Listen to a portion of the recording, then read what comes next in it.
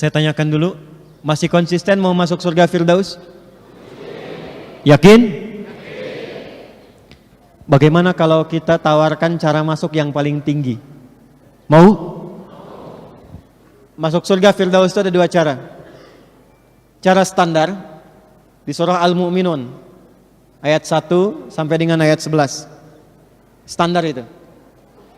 Jaga sholat, kalau ada waktu zakat dititipkan berzakat, jangan berbuat zina, berkata-kata yang sopan, yang baik, bertindak yang bagus, jauhi lagha, itu standar. Ada tingkat paling tinggi. Mau? Masuk surganya itu disambut oleh semua malaikat di setiap pintu surga. Dimulai masuknya dari surga Aden. Dan sebelum masuk saat hisab itu dipakaikan mahkota dulu.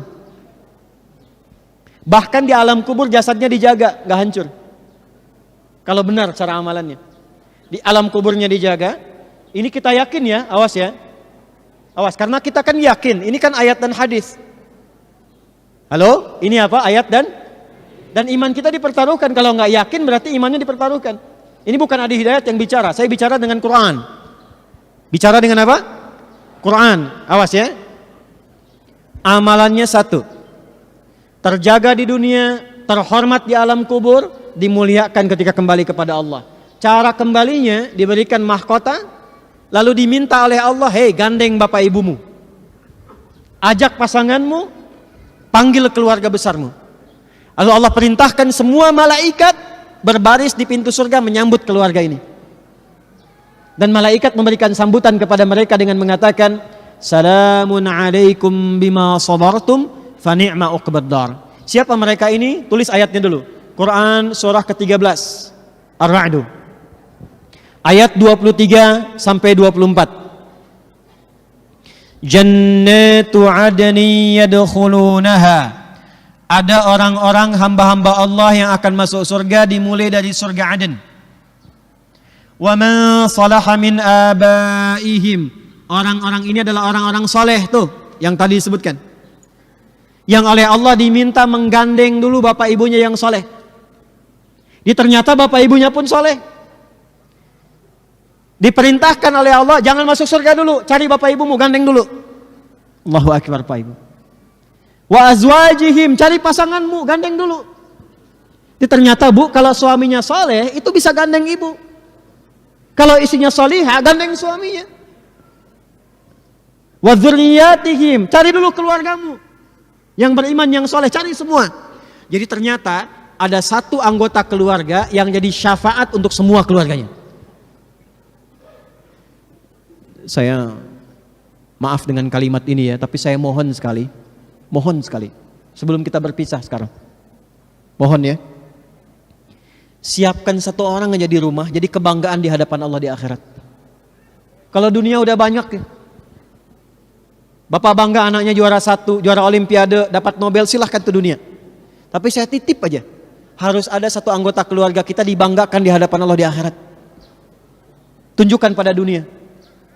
Gak apa-apa kaya di dunia, biasa. Disebut orang miskin, biasa. Tapi kembali ke akhirat kita punya kebanggaan. Siapa orang-orang ini? Orang-orang ini ternyata ahli Al-Quran. Ahli apa? Ahli Al-Quran. Dari mana taunya? Tafsirnya di surat Fatir, surah 35 ayat 33. Quran surah 13 ayat 23 dibuka dengan kalimat Jannatu adnin yadkhulunaha. Quran surah 35 ayat 33 dibuka dengan kalimat yang sama. Jannatu adnin yadkhulunaha yuhallawna fiha min asawir. Ada orang-orang masuk surga lewat surga Aden, enggak boleh masuk surga oleh Allah kecuali pakai jubah kehormatan dulu. Pakai gelang-gelang emas, pakai mahkota kehormatan. Siapa orang ini? Ayat 32-nya ternyata ahli Al-Quran. Thumma awrasnal kitab alladhina astafaina min ibadina. Kemudian kami wariskan Al-Quran kepada hamba-hamba pilihan kami. Ketika dipilih oleh Allah, dia konsisten sampai meninggal menjaga Qurannya. Di akhirat dia menjadi syafaat untuk keluarganya.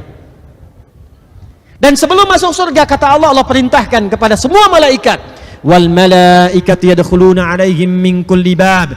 Dan malaikat keluar menyambut di setiap pintu surga. mengucapkan selamat kepada keluarga besar ini. Salamun alaikum bima sabartum fa ni'ma uqbaddar. Selamat kata Allah, sampaikan pada malaikat. Malaikat ucapkan selamat. Kata para malaikat, selamat, Anda sabar. Saat di dunia sabar mengamalkan satu amalan ini.